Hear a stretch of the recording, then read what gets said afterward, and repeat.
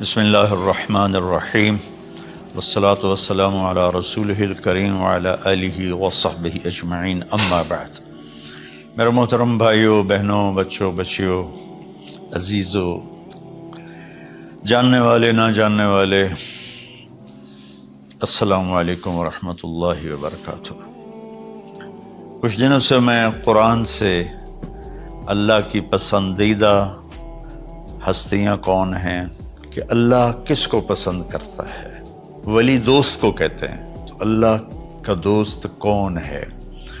وہ یہ کوئی وراثتی چیز نہیں ہے کہ ایک بڑے اولیاء اللہ تھے تو اب ان کا بیٹا بھی انہی جیسا ہوگا۔ ہمارے یہاں وراثت چلتی ہے کہ بڑے بزرگ کا بیٹا بھی بزرگ بن جاتا ہے، چاہے وہ کلین شیو ہو، وہ لوگ اس کے پاؤں چوم رہے ہوتے ہیں، جہالت ہے۔ تو آج میں تھوڑا سا سورہ بنی اسرائیل ہے، اس میں بھی سارے اخلاق بیان ہوئے۔ میرے بھائی بہنوں، ایمان لانے کے بعد انسان بنتا ہے، اور اس کے بعد اس کی قیمت، اس کا بڑا پن، اس کی وجاہت، اس کی شرافت، وہ پیسوں سے نہیں ہوتی۔ پیسوں سے انسان مالدار تو ہو جاتا ہے، بڑا نہیں بنتا، بڑا نہیں بنتا۔ ہمارا علم غلط ہو گیا۔ بڑا بڑا بندہ جے بولدیاں 3 ملن، 200 مربع، نوابہ فلانا ہے، نوابہ فلانا ہے۔ میرے بھائیو، یہ بالکل غلط علم ہے۔ بڑا وہ ہے جسے اللہ پسند کرے، بڑا وہ ہے جو میرے نبی کی زندگی کے پیچھے چلے، بڑا وہ ہے جس سے اللہ تعالیٰ راضی ہو جائے، باقی سب چھوٹے چھوٹے ہیں۔ تو آج ایک تیسری جگہ سے میں کچھ باتیں قرآن سے عرض کروں گا جن کا تعلق ہمارے ایمان سے بھی ہے، اخلاق سے بھی ہے۔ وہ ہے بسم اللہ الرحمن الرحیم، وقضى ربك الا تعبدوا الا اياه بالوالدين احسانا اما يبلغن عندك الكبر احدهما او كلاهما فلا تقل لهما اف ولا تنهرهما وقل لهما قولا كريما واخفض لهما جناح الذل من الرحمة وقل رب ارحمهما كما ربياني صغيرا۔ یہ بہت بڑا مضمون ہے۔ اللہ نے قرآن بھر دیا والدین کے خدمت کے لیے، والدین کی اطاعت کے لیے، والدین کی ماننے کے لیے۔ پہلا جملہ ہے اور تیرے رب نے فیصلہ کیا، ایک مطلب۔ دوسرا، اور تیرے رب نے حکم کیا کہ بندگی صرف اللہ کی ہے، بندگی صرف اللہ کی ہے۔ عبد اسے کہتے ہیں جو ہر بات پہ سر جھکا دے، عبد اسے کہتے ہیں جو ہر بات پہ بچھ جائے، اس کو عبد کہتے ہیں۔ تو اللہ کہہ رہا ہے میرے بندو، میرا ایک فیصلہ ہے اور میرا ایک حکم ہے، میرے سوا نہ تمہارا ہاتھ کسی کے آگے پھیلے، نہ تمہاری گردن کسی کے آگے جھکے۔ ایک دوسرے سے مدد لینا، اس کو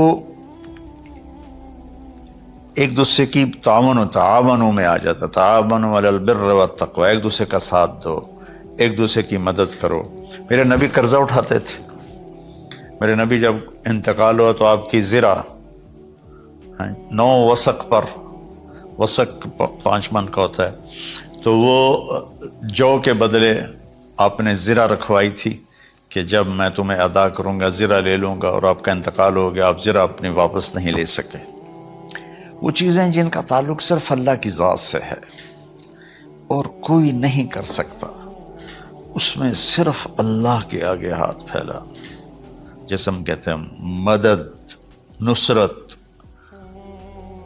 اللہ کہتا میں ہوں، الا ان نصر اللہ قریب، سنو میری مدد تمہارے قریب ہے۔ تو اللہ تعبدوا الا ایاہ، بس ایک چھوٹا سا جملہ اللہ نے یہاں کہ چونکہ یہاں اللہ نے والدین اور اخلاق بتانے تھے تو اپنے لیے صرف ایک جملہ بولا، باقی باتیں بھی اللہ کے لیے ہیں،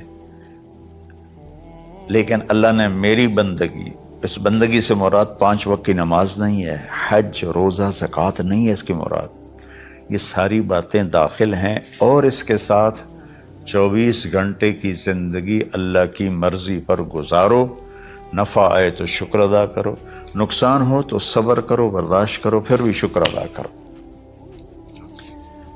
کہ میرا رب یہ کہہ رہا ہے کہ میں نے صرف اللہ سے تعلق جوڑنا ہے۔ اللہ کے نبی نے اپنے چچا زاد بھائی عبداللہ بن عباس سے فرمایا کہ یا غلام، اے نوجوان، اوصیک بکلمات فاحفظہ، میں تمہیں چند باتوں کی وصیت کرتا ہوں، کیا؟ احفظ اللہ، احفظ اللہ یحفظک اللہ، یحفظک اللہ، اللہ کے اوامر کی حفاظت کر، اللہ تیری حفاظت کرے گا۔ احفظ اللہ تجدہ تجاہک، تو اللہ کے اوامر، اسلام، حلال حرام کی پہچان کر کے زندگی گزار تو اللہ کو ہر وقت تو اپنی مدد کے لیے تیار پائے گا۔ اور لمبی حدیث ہے، عشاء کی نماز کا وقت ہو رہا ہے، اس میں وہ جملہ جو اس میرے مضمون سے متعلق ہے، وَإِذَا سَأَلْتَ فَاسْأَلِ اللَّهِ، جب بھی مانگو اللہ سے مانگو، جب بھی مانگو اللہ سے مانگو، اللہ کے سوا کوئی دینے والا نہیں ہے، صرف اللہ ہے دینے کے لیے۔ وَإِذَا اسْتَعَنْتَ فَاسْتَعِنْ بِاللَّهِ، اور جب مدد کے لیے ہاتھ اٹھاؤ تو صرف اللہ کو پکارو، جب ضرورت حاجت کے لیے، مدد کے لیے ہاتھ اٹھاؤ تو اپنے اللہ کو پکارو۔ تو یہ حدیث کی بات بھی ہے، جو قرآن کی بات بھی ہے۔ اس کے بعد آگے اللہ کہتا ہے وَبِالْوَالِدَيْنِ إِحْسَانًا، اور اپنے والدین کے ساتھ احسان کرو۔ احسان کا کیا مطلب ہے؟ اللہ آگے اسی کی تشریح کر رہا ہے۔ ویسے احسان کا مطلب عربی میں ہوتا ہے، یہ جو ہمارا اردو کا احسان ہے، میں تیرے تو احسان کیتا ہے، تو ہوں نالے کی کر رہے ہیں، یہ بھی مطلب ہے، لیکن احسان کا اصل مطلب ہوتا ہے، احسان حسن سے ہے، حسن، حسن سے الف، 2 الف ملے اور احسان بن گیا۔ احسان کا مطلب ہوتا ہے کسی بھی کام کو جو دنیا کا ہے، دین کا ہے، اسے انتہائی خوبصورت طریقے سے کرنا۔ جیسے کسی دلہن کا میک اپ ہوتا ہے نا، تو 5-6 گھنٹے 4 گھنٹے کے بعد وہ کہتی ہے، جو ہوتی ہے اس کا میک اپ کرنے والی، کہ جی بس یہ مکمل ہو گیا ہے اور اب اس سے آگے نہیں ہے۔ تو آخری انتہا، اچھائی کی آخری انتہا پر پہنچ کے کام کرنے کو احسان کہتے ہیں۔ تو میرا اللہ کہہ رہا ہے، میرے بندو، اپنے والدین کے ساتھ وہ کرو کہ جو بھلائی کی، خدمت کی، ماننے کی آخری حد ہے۔ سبحان اللہ۔ وبالوالدین احسان، بالوالدین پہلے ہے، احسان بعد میں ہے۔ اللہ تعالیٰ نے باقی سب کو پیچھے کر کے فرمایا کہ دیکھو، خاص طور پہ ماں باپ کے ساتھ وہ رویہ کرو کہ ان کے دل سے دعائیں نکلیں۔ چند دن پہلے ایک والد یوں ہاتھ اٹھا کے کہہ رہا تھا اپنے بیٹے، اکلوتا بیٹا، میں منگنا اللہ کھولو، اللہ تینوں چاہ لگے۔ باپ بیٹے کے لیے یہ دعا مانگ رہا تھا، اور بیٹا اکیلا ہے، یہ بد دعا باپ کر رہا تھا۔ تو بھائیو، ایسی اولاد نہ بنو جس ماں نے پیٹ میں 9 مہینے اٹھایا، پھر جننے کی تکلیف برداشت کی۔ ایک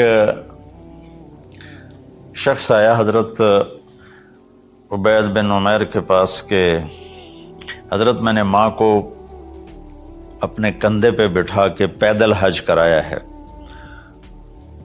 مینا لے گیا، عرفات لے گیا، مزدلفہ، پھر مینا، پھر مکہ، تو کیا میں نے ماں کا حق ادا کر دیا؟ میں نے فرمایا ولا طلقۃ واحدہ، بیٹا ابھی ایک طلقہ کا حق بھی ادا نہیں ہو۔ طلقہ کسے کہتے ہیں؟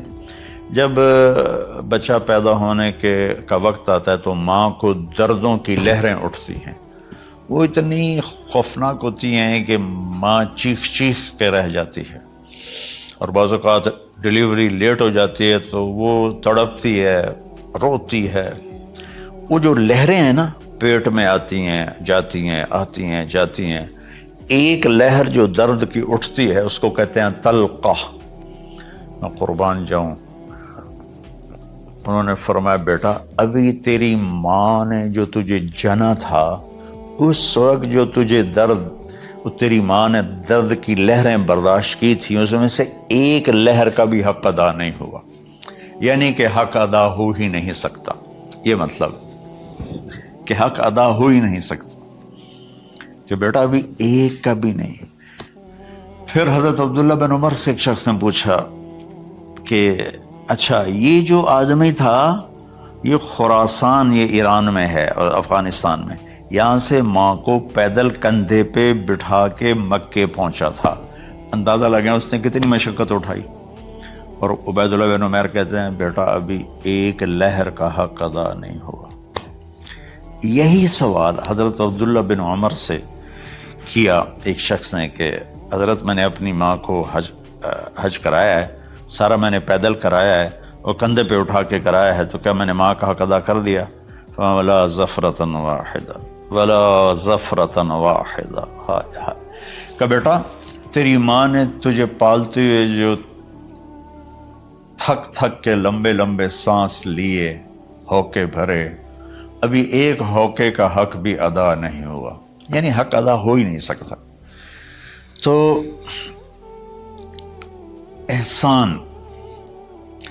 کے آگے تشریح آ رہی ہے۔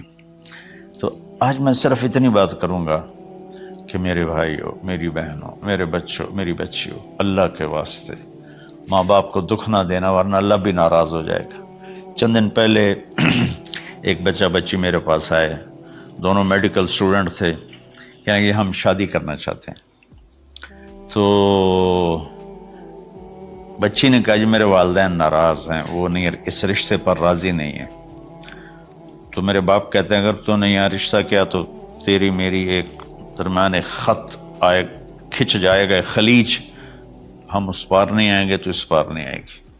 میں نے کہا بیٹی جس ماں نے تجھے 9 مہینے پیٹ میں پالا، 2 سال تجھے دودھ پلایا، تیری پوٹیاں پیشاب صاف کیا، تجھے پیمپر باندھے، تجھے اٹھ کے راتوں کو اپنی چھاتی سے دودھ پلایا، کیا اب اس کا اتنا بھی حق نہیں کہ تم اس کی رائے کا احترام کرو؟ اتنا بھی حق نہیں ہے؟ تو میں نے کہا بیٹا میری کوئی رائے نہیں ہے، تو اگر تیرے ماں باپ راضی ہیں تو بسم اللہ ضرور کر، اگر راضی نہیں ہیں تو دیکھو موت تک تجھے ماں باپ کی دعا نہیں ملے گی، اور ماں باپ کی دعا نہ ملی تو کچھ بھی نہیں ملے گا۔ تو بھائیو دوستو، خاص طور پر آج کے کالج کے نوجوان بچے بچیاں یہ ماں باپ کے ساتھ بہت بدتمیزی کرتے ہیں، چونکہ اس میں والدین کا پہلا قصور ہے کہ انہوں نے ان کو دین نہیں سکھایا۔ بچپن میں انگلش میڈیم سکول، پھر او لیول، پھر اے لیول، تو انہیں کیا پتہ ماں کون ہے باپ کون ہے۔ ایک پرانی بات ہے، ایک شخص اپنے بیٹے کو لے کر آیا کہ یہ میرا بچہ ہے اور یہ فلاں جگہ شادی کرنا چاہتا ہے اور ہم میں سے کسی کی رائے نہیں ہے اور یہ مانتا نہیں ہے، اور اس کے ساتھ اس نے نا دھاڑے مار کے رونا شروع کیا۔ تو میں نے بچے کو دیکھا تو یوں کر کے بیٹھا تھا، اس کا باپ رو رہا ہے، ہچ کیوں تو ایسے بیٹھا ہو۔ تو مجھے اچانک خیال آیا، میں نے کہا شیخ صاحب اس کو کہاں پڑھایا تھا؟ کہا جی امریکن اسکول۔ میں نے کہا اس کے بعد آسٹریلیا بھیجا تھا مزید تعلیم کے لیے۔ میں نے کہا شیخ صاحب اس بچے کا کوئی قصور نہیں، آپ کا قصور ہے، اس کو تو پتہ ہی نہیں میری ماں کیا ہے میرا باپ کیا ہے۔ ایک ہماری تہذیب تھی وہ ختم ہو گئی ہے، اس میں علم نہیں بھی تھا تو ماں باپ کا۔ میں نے اپنی آنکھوں سے دیکھا، میں نے اپنے دادا کو دیکھا لیکن مجھے یاد نہیں، لیکن جو میرے دادا کے چھوٹے بھائی تھے ان کو میں سنبھلتا ہوں، ان کو میں نے دیکھا ہے، 3ری 4تھی جماعت تک میں تھا، 61 میں ان کا انتقال ہوا، میری 9 سال عمر تھی، تو 8 سال۔ ان کے بیٹے جوان تھے، اور ڈیرے میں جب وہ بیٹھتے تھے تو ان کے بچے ان کے سامنے نہیں بیٹھتے تھے، ان کی پیٹھ کے پیچھے بیٹھتے تھے. اتنا ادب، حالانکہ چاروں کے چاروں دین نہیں جانتے تھے، تہذیب تھی، ثقافت تھی، جو آج کی تہذیب نے ہم سے سب کچھ چھین لیا. اب بھی آپ جاؤ بیٹا تھر پارکر میں گیا ہوں 2-3 دفعہ، اور وہاں مسلمان نہیں، ہندو عورتیں جب گاڑی گزرتی ہے تو گھونگھٹ کو نیچے کر لیتی ہیں، اپنا چہرے کو فوراً چھپا لیتے ہیں. تو خیر بہرحال میں نے کہا شیخ صاحب اس بچے کا قصور نہیں، آپ کا قصور ہے. تو میرے بچوں، اپنے ماں باپ کو خوش کرو، راضی کرو. ان کا راضی ہونا اللہ کی رضا ہے. میں اس کی تفصیل انشاءاللہ آگے بتاؤں گا. آج میں صرف اتنا ہی میں نے تمہید باندھی ہے کہ ماں باپ کا کیا مقام ہے، ان کی کیا عزت ہے. ایک شخص آیا، یا رسول اللہ میرا باپ میرے پوچھے بغیر میرا مال خرچ کر لیتا ہے. آپ نے کہا بلاؤ. چونکہ بچے کا ذاتی مال اگر ہو تو شرع کے لحاظ سے باپ پوچھ کے استعمال کرے، بغیر پوچھے استعمال نہ کرے. جب اسے پتہ چلا کہ میرے بیٹے نے شکایت کی ہے تو عرب کی شاعری تو مشہور تھی، انہیں دل دل میں کچھ اشعار پڑھے. جو آیا تو جبریل پہلے آ گئے، یا رسول اللہ اللہ تعالیٰ کہہ رہے ہیں آپ اس سے پوچھیں وہ شعر بتاؤ جو تیرے کانوں نے تو نہیں سنے، تیرے دل میں آئے تھے اور اللہ نے سن لیے. تو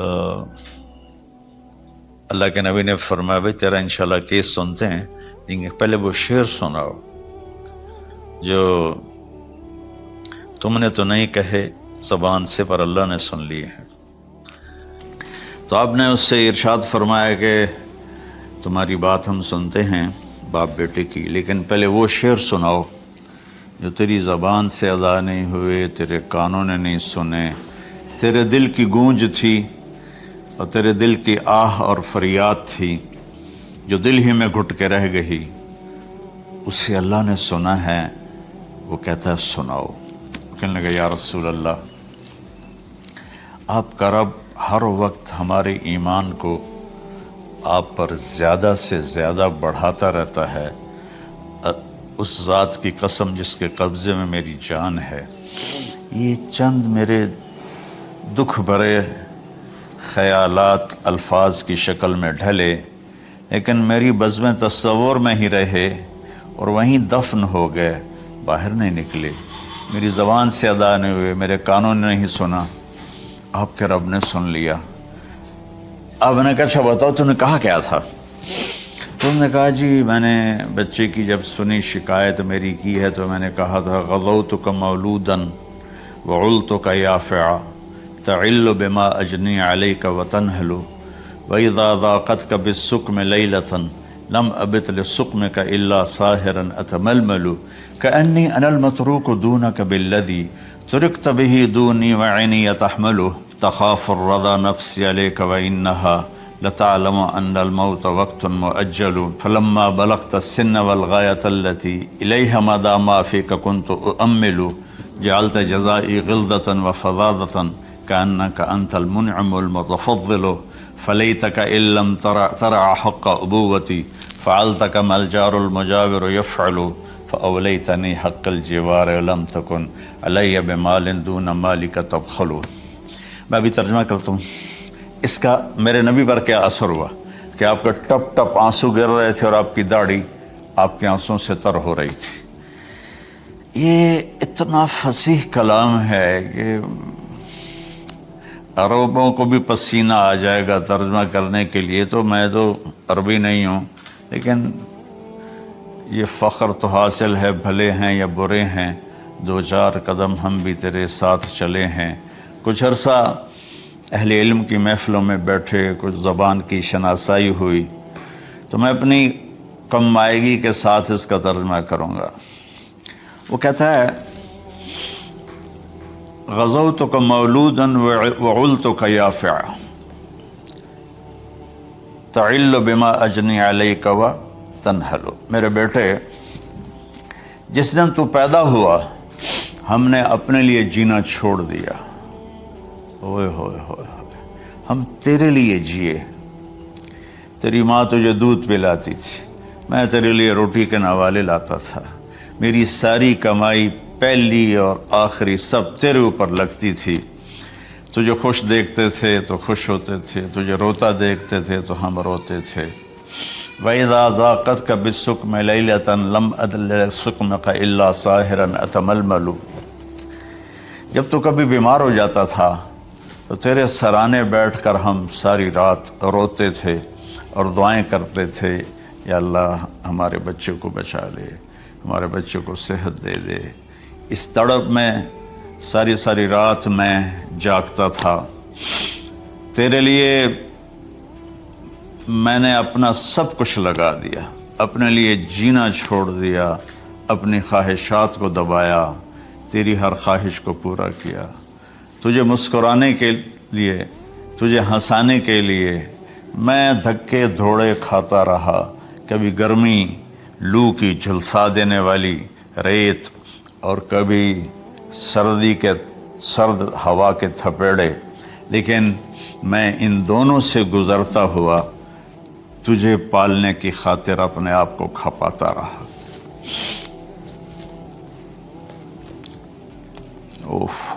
فلما بلغت السن والغایۃ التی الیہ مدی ما فیک کنت اؤمل، بیٹا میں نے اپنے ہڈیوں کا رس بھی تیرے اندر ڈال دیا، صرف کمائی نہیں، میں نے اپنے ہڈیوں کا رس تیرے اندر ڈالا، میں نے جو کچھ تھا تیرے اوپر قربان کیا۔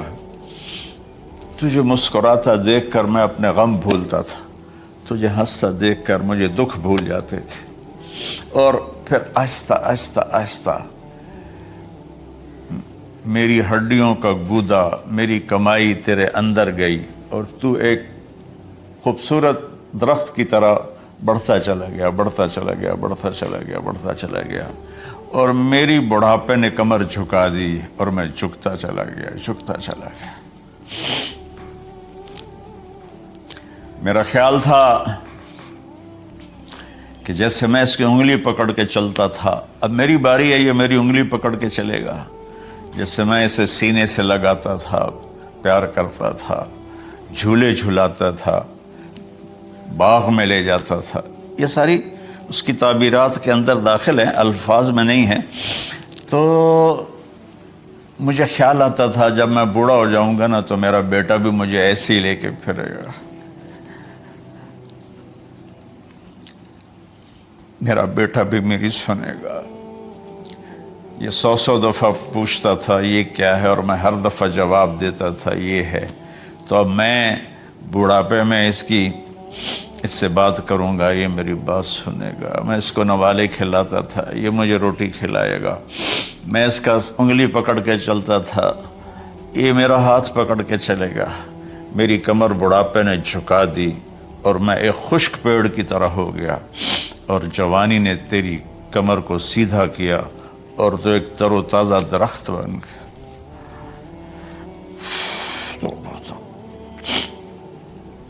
تو مجھے خیال آیا کہ میں نے 20 سال اس بچے کو پالا ہے، ابھی اپنی ماں اور باپ کو دیکھے گا، لیکن ایک دم اچانک کیا ہوا، فلما بلغت السن والغایۃ التی الیہا مدی ما فیک کنت اؤمل، جب تو اس عمر کو پہنچا جس میں ہماری امیدیں تیرے ساتھ لگ گئیں، ہمیں بڑھاپے نے بے آسرا کر دیا اور تیری جوانی نے تجھے ہمت دے دی، تو ہمارا خیال آیا کہ اب یہ ہمارے ساتھ وہی کرے گا جو ہم نے اس کے ساتھ کیا۔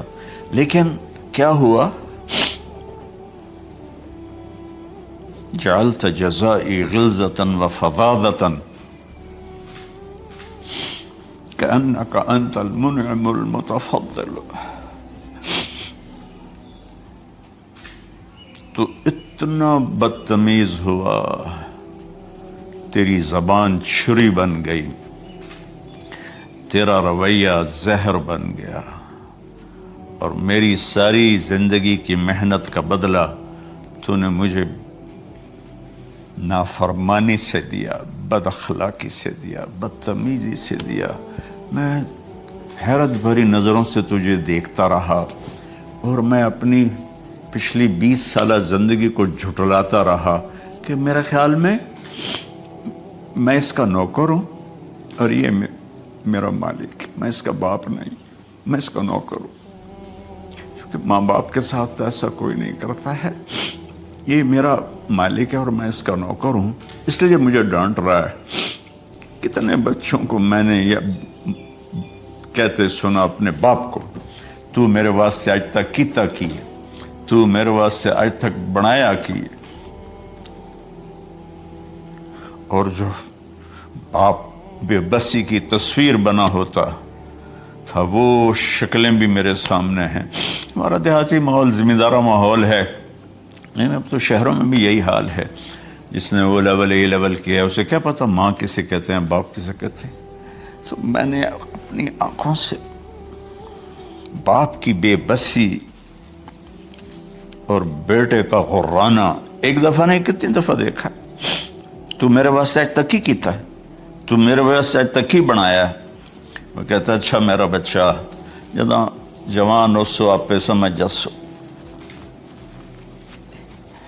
جبریل انسانی شکل میں آئے کہ یا رسول اللہ کچھ سوال کی، قیامت کب آئے گی؟ کہا اللہ کو پتہ ہے۔ کہا کوئی نشانی؟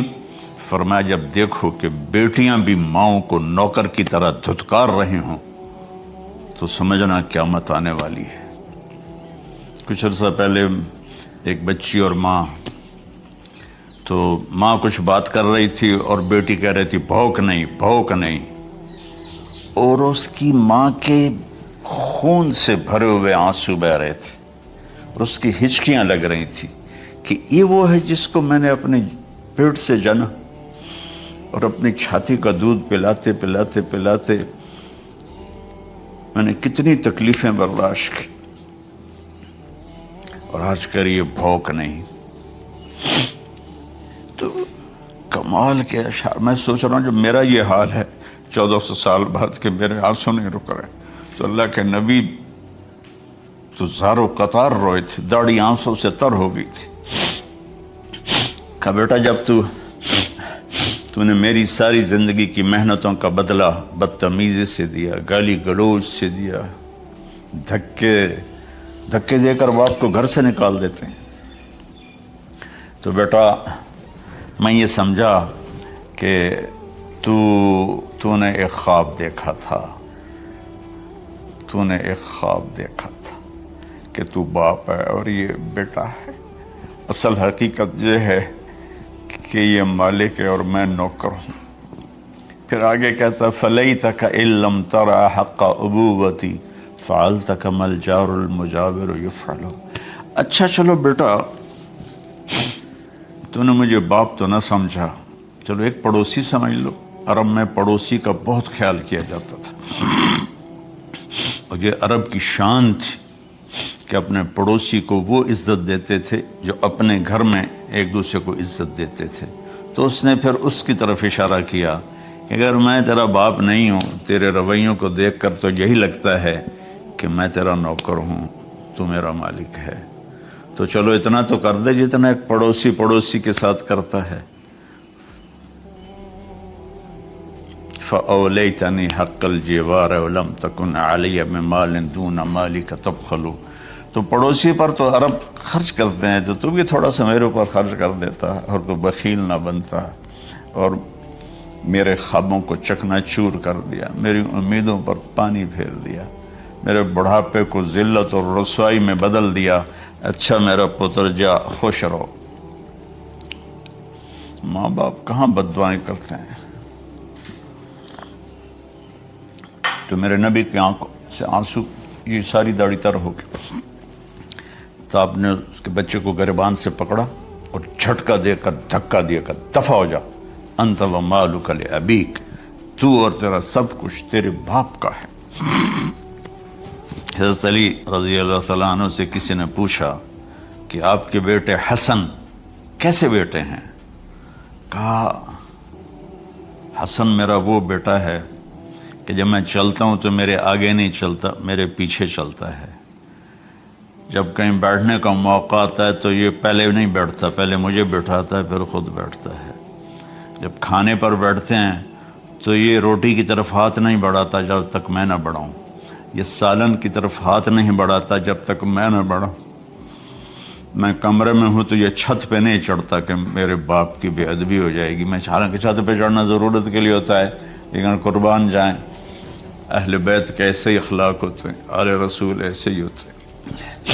میرے عزیزوں، نوجوانوں سے کہہ رہا ہوں جن کے والدین زندہ ہیں، ہم تو محروم ہو گئے، وہ قبروں میں چلے گئے، لیکن میں اتنا مصروف رہتا ہوں۔